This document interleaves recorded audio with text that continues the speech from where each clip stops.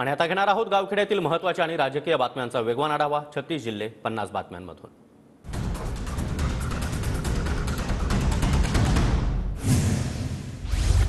सदाशे गावांपैकी 1000 गावातून लीड घेतली नाही तर निवडून आल्यानंतर खासदारकीचा राजीनामा देईल। परभणीमधील महाविकास आघाडीचे उमेदवार संजय जाधव यांचा दावा।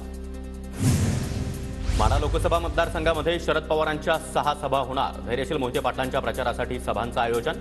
24 एप्रिल ते 2 मे दरम्यान मोडणीम, करमाळा, सांगोला, दहिवडी, फलटण आणि अकलूजमध्ये सभांचं आयोजन। अमरावतीमध्ये वंचितच्या जिल्हाध्यक्षांचा महाविकास आघाडीला पाठिंबा। महाविकास आघाडीच्या बळवंत वानखेडे यांच्यासोबत राहण्याची भूमिका, तर रिपब्लिकन सेनेला पाठिंबा देऊनही कार्यकर्ते मानसन्मान देत नाहीत, शैलेश गवई यांचा आरोप।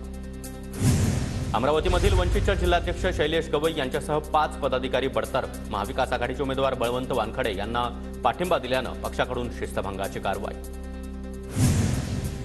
प्रतापराव पाटील चिखलीकर यांच्या प्रचारासाठी नांदेडमध्ये नमो संवाद कार्यकर्ता मेळावा। मेळाव्याला देवेंद्र फडणवीस, चंद्रशेखर बावनकुळे आणि अशोक चव्हाण उपस्थित राहणार।